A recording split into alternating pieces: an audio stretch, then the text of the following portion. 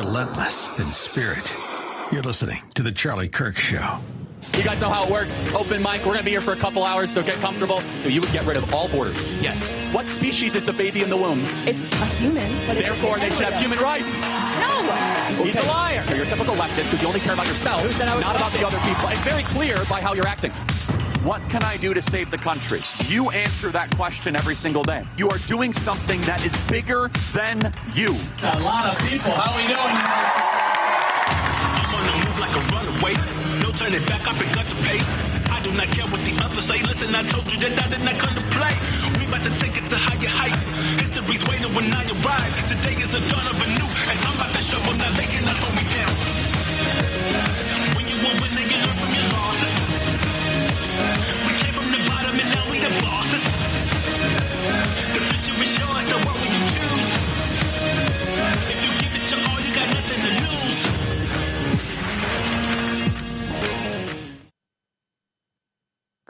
Man, I'm getting pumped already just watching those videos. The tour starts next week in Utah. The Utah press is already freaking out. Something's not quite right in Utah, folks. We love Mike Lee. We love our Mormon friends up in Utah. We love big families. But something under the surface something's awry. Something's amiss in Utah. And we're going to sniff it out. I think it's really important that Charlie is going there. Also want to present the AmFest promo to you guys coming up in December. It's not too early to get your tickets. Let's go ahead and play that clip. AmericaFest is the starting point for us to take America to greater heights in 2025. We have a team that is ready to change the world and bring America back to greatness. Experience the greatest celebration of America. 4 days, thousands of patriots, the loudest voices, the strongest leaders, featuring Charlie Kirk, Tucker Carlson, Steve Bannon, Jesse Waters, Greg Gutfeld, Grant Cardone, Rob Schneider, Matt Walsh, Michael Knowles, Glenn Beck, Riley Gaines, Todd Chrisley, Savannah Chrisley, and more. December 18th to 21st in Phoenix, Arizona. The movement meets here.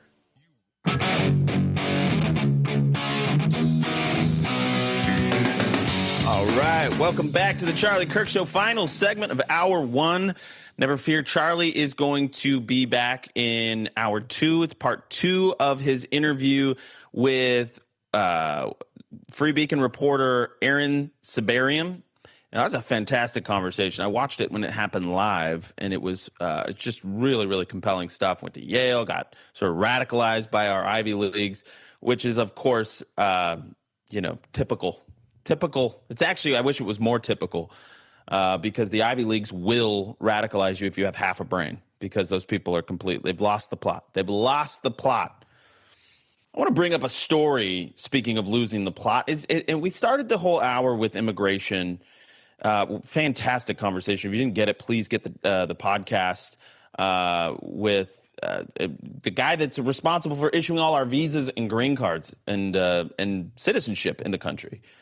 But there's a new piece of news that just broke this morning, and it goes like this. President Trump is considering a proposal to block U.S. IT companies from outsourcing their work to Indian companies, a move that could, quote unquote, wreck Indian IT sector and cost millions of jobs. Now, let me explain why I love this. This is part of restoring the compact that the American government should have with the American citizen. We have outsourced our jobs overseas. We've outsourced our car manufacturing facilities. We've outsourced the ability to make vitamin C to China. Anything where you make something has been outsourced. But guess what? It wasn't just making hard things that has been outsourced. It's been services. It's been tech services. It's been white-collar jobs that are getting outsourced. And why?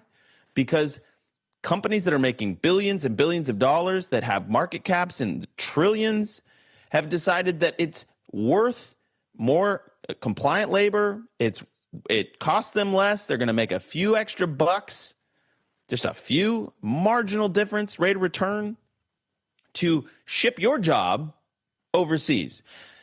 Now, let's remember what's actually going on. And now, I'm a free market guy, but within reason. And regulations can be powerful and they can be effective. Tariffs can be powerful and effective when properly utilized.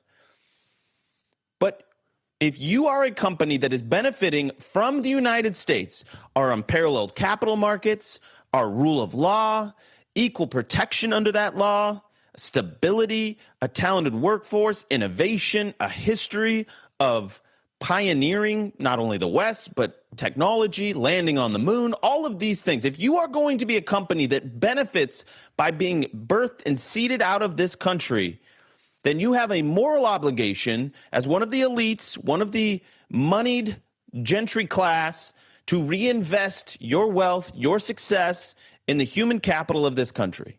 And if you choose not to, tariff.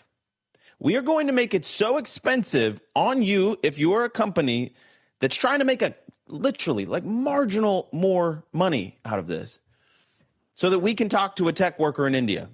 If that is your company, you have a moral obligation like those in the Gilded Age that reinvested their great wealth that they accumulated off the backs of this country, off the backs of the labor class. If that is you, you have a responsibility to reinvest in this country. I love this. I love this so much. And while we're at it, it is time to reform and possibly abolish the H-1B visa scam.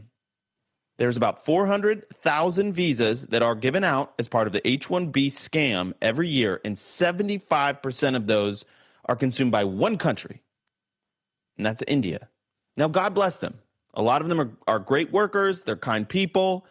But what we are seeing in towns like Frisco, Texas, I was just in Frisco. You go to the mall there, and it's all Indians. That is a city that has been completely demographically changed overnight. And why? H-1B, tech workers.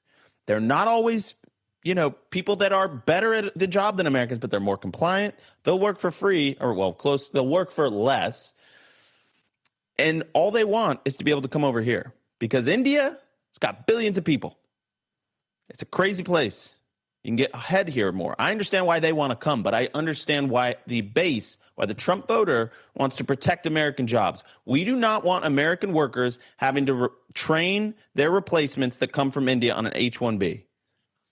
So all of this is very, very good. And I'm telling you, the elephant in the room is not illegal immigration. We're getting our handle on that. We got to get our deportations up, certainly. And self-deportations are going strong. What we got to do is we got to fix legal immigration in this country.